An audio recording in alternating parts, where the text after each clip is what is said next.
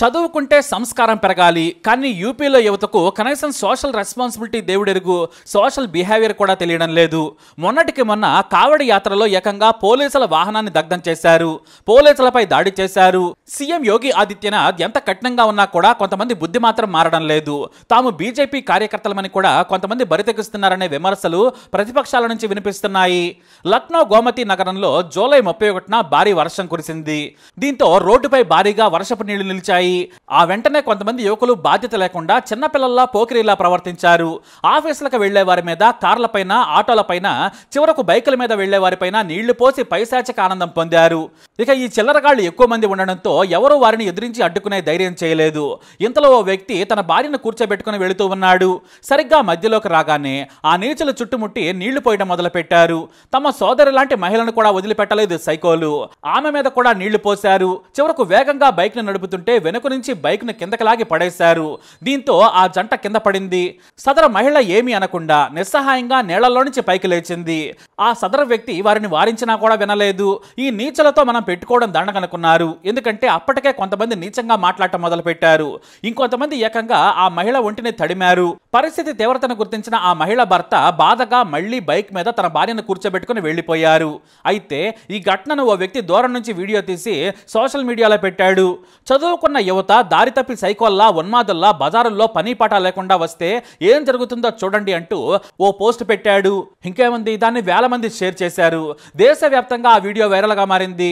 గతంలో పవిత్ర నది పక్కన కూడా భార్యాభర్తల మీద ఇలానే యూపీలో నీళ్లు పోసి అవమానపరిచారు. అప్పుడు పోలీసులు కొంతమందిని అరెస్ట్ చేశారు. అయినా నేటికి యూపీ యువత మాత్రం మారడం లేదు. దానికి ప్రత్యక్ష ఉదాహరణ ఇదే. అయితే దేశవ్యాప్తంగా ఈ వీడియో వైరల్ గా మారింది. యూపీ నేతలు, మరీ ముఖ్యంగా సమాజ్వాద్ పార్టీ చీఫ్ అఖిలేష్ యాదవ్, అతని సతీమణి ఎంపీ అయిన డింపుల్ తీవ్రంగా స్పందించారు. ప్రభుత్వం చర్యలు తీసుకోవాలి. మహిళ భద్రత ఎలా ఉందో ఈ వీడియో చూస్తేనే తెలుస్తుంది. మీకు నిందితులు వీడియోలో స్పష్టంగా కనిపిస్తున్నారు. వారిని కఠినంగా శిక్షించాలని కోరారు. ఇంతలో యోగి ఆదిత్యనాథ్ నిందితులను అరెస్ట్ చేయాలని ఆదేశించారు. పోలీసులు వీడియో ఆధారంగా 16 మందిని అరెస్ట్ చేసి మీడియాకు తెలియజేశారు. వారిపై పలు సెక్షన్ల కింద కేసులు కూడా నమోదు చేశామని తెలియజేశారు. అయితే కొంతమంది తల్లిదండ్రులు పోలీస్ స్టేషన్కు వచ్చి అధికారులతో గొడవకు దిగారు. మా పిల్లలను అన్యాయంగా ఇరికిస్తున్నారని సీరియస్ అయ్యారు. కానీ వీడియో చూపించి మరి పోలీసులు వాళ్లకు క్లారిటీ ఇచ్చారు. ముందు భయం లేకుండా బజార్లోకి వదిలినప్పుడు మీరు జాగ్రత్త పడి ఉంటే ఈ పరిస్థితి వచ్చేది కాదు కదా. మీలాంటి మహిళే కదా ఆమె కూడా. మరి మీరే నేర్పించారు ఇంట్లో పరాయి స్త్రీలను ఇలా లైంగికంగా వేధించమనా అని మీడియా ముందే సీరియస్ అయ్యారు పోలీసులు. అయితే కొంతమంది నిందితులు ఏకంగా మాకు యూపీ సీఎం యోగి ఆదిత్యనాథ్ తెలుసని చెప్పుకోవడం కూడా ఇక్కడ కొసమెరుపు. ఇది కూడా సోషల్ మీడియాలో వైరల్ గా మారింది. అయితే నిందితులను అరెస్ట్ చేసిన పోలీసులు సాయంత్రానికి విడిచిపెట్టారనే విమర్శలు వచ్చాయి. వారిపై కఠిన చర్యలు తీసుకోలేదని కొంతమంది కామెంట్స్ చేశారు. దీంతో ప్రభుత్వం ఎరకాటంలో పడింది. అయితే అసెంబ్లీలో సీఎం యోగి దీనిపై ప్రతిపక్షాలకు క్లారిటీ ఇవ్వడమే కాదు, సంచలన విషయాలను కూడా ప్రకటించారు. గోమతి నగర్ ఘటనకు మేము బాధ్యత తీసుకుంటాం. ఆ ఘటనలో మొదటి నిందితుడు పవన్ యాదవ్, రెండో వ్యక్తి మహమ్మద్ అర్బాజ్ అని ప్రకటించారు. ఇక్కడ మేమేమీ నేరాన్ని అంత సింపుల్ గా వదిలేయలేం. నేరగాళ్ల కోసం మా దగ్గర మామూలు ట్రైన్ కాదు, బుల్లెట్ ట్రైన్ నడుస్తోంది. అంతే బుల్లెట్ స్పీడ్తో న్యాయం చేస్తామన్నారు ఆయన. అంతేకాదు, నిర్లక్ష్యంగా వ్యవహరించిన మొత్తం పోలీస్ స్టేషన్ సిబ్బందిని కూడా సస్పెండ్ చేశాం. చిన్న నేరమా పెద్ద నేరమా కాదు, నేరం జరిగింది. పోలీసులు సకాలంలో తమ డ్యూటీ చేయలేదు. అందుకే కింది స్థాయి వాళ్ళనే కాదు, ఎస్ఐ, ఇన్ఛార్జ్ ఎస్ఐ, ఇద్దరు కానిస్టేబుల్ను కూడా సస్పెండ్ చేసేశారు. ఆ తర్వాత DCP Prabal Pratap Singh, ACP Anshu, assistant deputy commissioner అమిత్లను కూడా వెంటనే ఆయా పోస్టుల నుంచి తొలగించారు. ఆ రోజు డ్యూటీలో ఉన్న మిగతా వారిపై విచారణ జరుగుతోంది. మా ప్రభుత్వం జీరో టాలరెన్స్ పాలసీని అవలంబిస్తోంది. ఏమాత్రం మేము ఇలాంటి వాటిని ఎంకరేజ్ చేయమని ఒక ప్రకటనలో సీఎం ఆఫీసు తెలిపింది. అయితే ఇక్కడ అందరి నిందితుల పేర్లు చదివేందుకు యోగి ఆదిత్యనాథ్ వెనకాడుతున్నారని ప్రతిపక్షాలు ఫైర్ అయ్యాయి. కేవలం ఒక పవన్ యాదవ్ తో పాటు ముస్లిం అయిన మహమ్మద్ అర్బాజ్నే ఎందుకు చెబుతున్నారు? మిగతా వాళ్లంతా హిందువులు, బీజేపీ కార్యకర్తలను వదిలేశారా? మహిళపై జరిగిన నేరాన్ని నేరంగానే చూడాలి, కానీ ఇలా కులం, మతం ఆధారంగా విభజించొద్దని ఎస్పీ అధికార ప్రతినిధి ఫక్కుల్ హసన్ అన్నారు. అయితే ఈ కేసులో బాధితులు కేసు పెట్టేందుకు ముందుకు రాలేదు. దేశవ్యాప్తంగా వైరల్ కావడంతో గొడవలు ఎందుకని తమపై పగబడతారనే భయంతో వారు బయటకు రాలేదు. మరోవైపు అయితే సీసీ కెమెరాలో కానీ ఇటు వైరల్ వీడియోలో కానీ ఎక్కడా కూడా బైక్ నంబర్ సరిగా రికార్డు కాలేదు.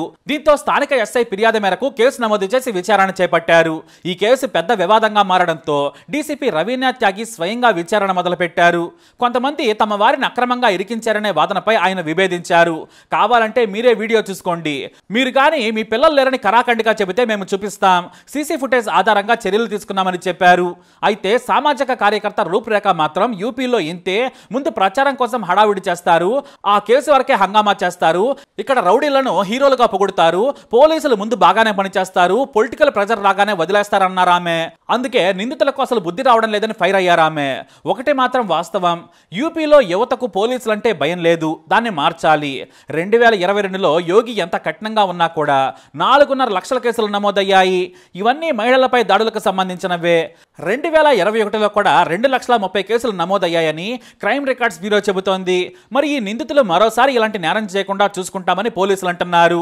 మహిళపై లైంగిక దాడి, ఇబ్బంది పెట్టడం, ఆమె భర్తపై దాడి, అసభ్యంగా ప్రవర్తించడం నుంచి న్యూసెన్స్ వరకు పలు సెక్షన్లు పెట్టినట్లు తెలుస్తోంది. అంతేకాదు మొదట వదిలేసిన వారిని కూడా ఇప్పుడు జైలుకు తరలించారు. మరి సీఎం యోగి ఓ పోలీస్ స్టేషన్ మొత్తాన్ని సస్పెండ్ చేశారు. అయినా కూడా ప్రతిపక్షాల ఆగ్రహం మాత్రం చల్లారడం లేదు. మరి ఈ చిల్లర మొక్కని ఎలా శిక్షించాలి? మీ అభిప్రాయాన్ని కమెంట్ ద్వారా తెలియజేయండి. ఈ వీడియో అప్డేట్స్ కోసం మై ఛానల్ ఫాలో అవ్వండి, అలాగే తప్పకుండా సబ్స్క్రైబ్ చేసుకోండి.